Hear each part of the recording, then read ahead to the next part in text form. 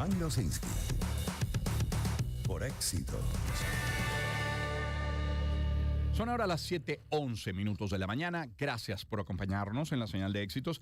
Esta que llega desde Caracas hasta Maracay, Valencia, Puerto La Cruz, Puerto Ordaz, Barquisimeto, El Vigía, Mérida, Táchira, Margarita, Maracaibo, Maturín y la zona de Guarenas, Guatire. Transmitimos a través de mundoR.com, de nuestras aplicaciones en video también.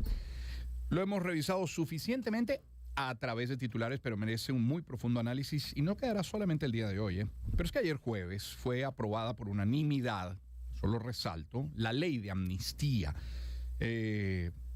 aprobada por unanimidad y promulgada inmediatamente después. Jorge Rodríguez dijo que el programa de convivencia y paz está revisando también la ley contra el odio, lo revisamos en titulares, y que pudiera hacerse una reforma. Ahora, sobre el texto sí aprobado y promulgado, ya hemos revisado en titulares algunas reacciones. Gonzalo Imió dice, de casi 28 años que debería contemplar 14, quedarían completamente excluidos del beneficio. Alfredo Romero también de Foro Penal dice, la normativa posee limitaciones significativas. Hay un texto que encuentro impecablemente bien redactado, muy bien explicado, que es el de la ONG Justicia, Encuentro y Perdón, y en un fragmento dice, la ley es un texto que resulta revictimizante, excluyente y en lo absoluto garantiza la liberación plena de todos los presos políticos. Advertimos que no bastaba un anuncio ni una narrativa de reconciliación si el contenido mantenía filtros, condicionamientos, ambigüedades capaces de dejar por fuera a quienes más necesitan justicia. También está el análisis que algunos otros hacen y dicen, la ley exceptúa del beneficio de amnistía a los militares acusados de delito de rebelión militar, incluso si participaron en hechos políticos incluidos en el listado. Y dicen, el artículo 8 ha sido criticado por mantener la criminalización de los beneficiarios al calificar los hechos como violentos. Y así seguramente en las próximas horas vamos a seguir recibiendo análisis, posturas, posiciones sobre el texto. Para hablar nosotros en el programa sobre la materia, hemos invitado a Alonso Medina Roa, abogado, director de la Coalición por los Derechos Humanos. Alonso, bienvenido. ¿Cómo está? Buenos días. Un placer saludarlos. Gracias por acompañarnos. Pregunto, con lo aprobado y promulgado el día de ayer, ¿se cumplen las aspiraciones de los presos políticos? ¿Se cumple con las exigencias de sus familiares? ¿Se dio cabida a las consideraciones de abogados, de catedráticos, de ONGs? Sí, yo creo que primero tenemos que comenzar por entender qué visión queremos tener de la ley aprobada y promulgada. Podemos tener muchas críticas y otros podemos aplaudir esta ley.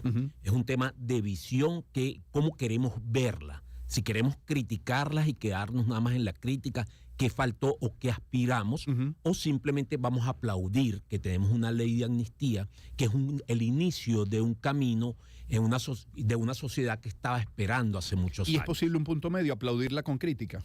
Sí, yo creo que es importante aplaudirla con crítica, entender que es una ley de amnistía, comenzando por ahí, ¿no? Porque la ley de amnistía tenemos que interpretarla, tiene una interpretación jurídica y tiene una interpretación política, claro, ¿ok? Claro. Es decir, que podríamos entenderlo o definirlo como un instrumento jurídico-político. Sí.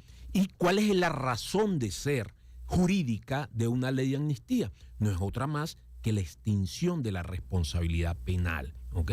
Para extinguir la responsabilidad penal se sobreentiende que hay un proceso o fuiste sometido a un proceso, tienes una condena o estás siendo investigado o estás en fase preliminar o en fase de juicio oral y público, de tal manera que es el mecanismo, la forma de extinción de la acción penal es el cumplimiento de la pena, la muerte del procesado o del reo, la prescripción, la amnistía o el indulto. ¿Okay? Esto entonces, si estamos en el proceso, debemos entender, si estamos en un proceso penal, debemos entender que estas son las únicas formas que tenemos para extinguir la responsabilidad penal. De tal manera que cualquier otra narrativa cargada de emocionalidad, como hemos oído, si yo no cometí ningún delito, ¿por qué tengo que hacerme acreedor de la ley de amnistía o por qué tienen que aprobar la ley de amnistía? Es algo que debemos descartar desde la óptica del derecho penal, del sistema procesal penal, ¿ok? Porque tenemos que buscar una de estas formas. De manera que es importante entender desde el punto de vista jurídico. Hay un punto que ha sido muy debatido sobre el tema del artículo 7. Sí. ¿Cuál es el procedimiento? ¿Cuál es la cualidad procesal? ¿Ok? Si no estás a derecho, evidentemente para invocarla, para hacerte acreedor de esta, debes ponerte a derecho. Si no hay ninguno de estos escenarios procesales, se abre la opción que por vía de representación de tu abogado Ya. puedas invocar la referida ley. Es un tema de legitimidad procesal, más que un tema con una visión política, a lo mejor me atrevo a decir con mucha mezquindad, ¿ok?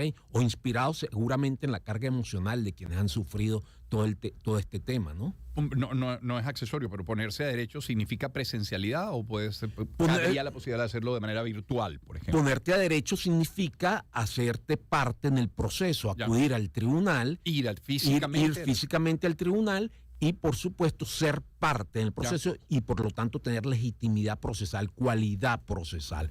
Sin embargo, deja abierta la posibilidad que sea por la representación del abogado, que también de una forma es un sujeto activo dentro del proceso. Entonces hay puntos de derecho interesantes de los cuales hemos oído algunas críticas. Yo creo que evidentemente recordemos que tenemos una sociedad perturbada en los últimos años, pero todos creo que tenemos que de una u otra manera apostar a iniciar este camino de la estabilización social. Son las primeras horas, luego de aprobada y promulgada la ley. Alonso Medina Roa es nuestro invitado.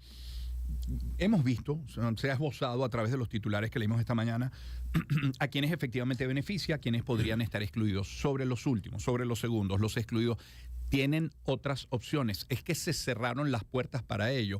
Enumeraba usted 5, entre ellas amnistía e indulto. ¿Pueden ser revisados como en efecto se ha dicho desde el Ejecutivo? Sí. Entiendo que la máxima autoridad del Ejecutivo Nacional ha manifestado el día de ayer que es abierta la posibilidad o pide inclusive que se revisen las causas de aquellos que han sido excluidos conforme a la ley. Sin embargo, también me preocupa la interpretación que se le ha dado sobre la exclusión de los militares, los integrantes de las Fuerzas Armadas Nacional sobre esta ley. Y hoy en la mañana leía que mucha gente refería o titulaba, por usar un término periodístico, excluido los militares. Está excluido de forma taxativa las personas que están siendo procesadas o acusadas por el delito de rebelión militar. No todos los militares han sido acusados por el delito de rebelión militar. El Código Orgánico de Justicia Militar tiene un abanico de delitos y el delito de rebelión militar es uno de ellos. Pero hay un número muy importante de oficiales de las Fuerzas Armadas que han sido acusados o procesados por el delito de instigación a la rebelión. Es decir, que todos aquellos militares que fueron procesados o están siendo procesados por el delito de instigación a la rebelión, perfectamente aplica esta ley de amnistía. Y tenemos otro grupo de militares importante que está siendo procesados en tribunales ordinarios, penales ordinarios o con competencia en materia de terrorismo, que obviamente están siendo acusados por tipos penales previstos y sancionados en el Código Penal, no en el Código de Justicia Militar. De tal manera que ahí hay muchas cosas que revisar. Yo creo que hay voluntad política, que es lo importante, hay voluntad política para avanzar sobre este tema. No se ha cerrado la puerta con respecto al tema de las limitaciones de las liberaciones y bueno, vamos a esperar la instrumentalización de este nuevo ordenamiento jurídico. ¿Pudo un militar haber sido imputado por esos delitos? Probablemente no los haya cometido y eso se verá en un juicio, pero efectivamente, no habiéndolos cometido, sí haber sido imputado por los delitos y no ser beneficiarios de la amnistía. Claro, lo que pasa es que, fíjate algo, una cosa es la imputación, ese señalamiento, y otra cosa es el hecho, si el hecho real ocurrió o no, que se va a demostrar en un juicio oral y público con un tema probatorio, con un tema de carga probatoria. Mientras el juicio esté en curso, entonces no aplica la ley, la ley de amnistía. Claro, a ver, dos cosas independientes. A ver. Una cosa es el proceso que podemos llevar y otro es el tema de la amnistía, ¿ok? La amnistía, como te refería anteriormente, un hecho que extingue la responsabilidad penal. No porque va a extinguir, no está dirigida a personas, está dirigida a hechos, ¿ok? A diferencia del indulto. Oímos también hablar mucho en estos días del perdón. El perdón es una facultad o una institución jurídicamente que está referida en la modalidad o en la figura del indulto, no de la amnistía. La amnistía no perdona, la amnistía le quita el carácter de ilícito al hecho. Por eso insisto mucho, la carga emocional que socialmente que tenemos, los cuestionamientos, seguramente con muchísima legitimidad, ¿ok? Cargados de mucho dolor ciudadano, pero tenemos que entender qué queremos hacer como sociedad. Si queremos avanzar o queremos quedar en el debate, en la crítica y el cuestionamiento. Yo creo que esto es importante resaltarlo porque hay experiencias en el sur, en Argentina, en Chile, Alemania postnazi, ¿ok?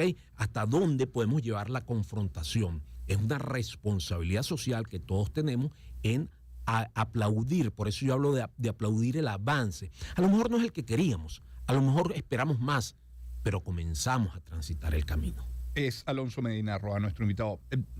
Los que sí resulten beneficiados por esta ley de amnistía, ¿cuándo pueden recibir libertad? ¿Esa libertad es una libertad plena o, en todo caso, bajo qué condiciones terminarán sobreseyéndose las causas? Fíjate, como te refería anteriormente, sí, como se extingue la acción penal, evidentemente que es una libertad plena, ¿ok? Sin ningún tipo de restricción, sin régimen de presentación, inclusive sin antecedentes penales, sin registros policiales.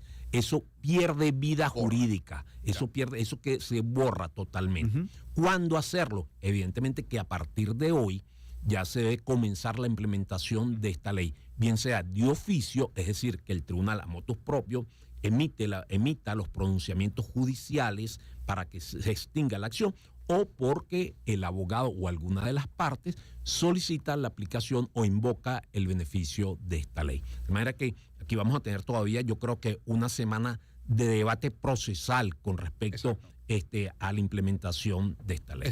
Siguiendo los tiempos constitucionales, jurídicos, legales, administrativos, podríamos hablar de una semana.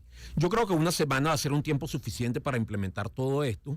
Luego, seguramente vendrá un proceso de revisión, quienes quedan excluidos, a quienes no se le ha ejercido o quienes no han podido invocar, o sea, materializar el tema del beneficio de la ley de amnistía, pero es un tema para ir acoplando, por llamarlo de alguna manera, en los próximos días.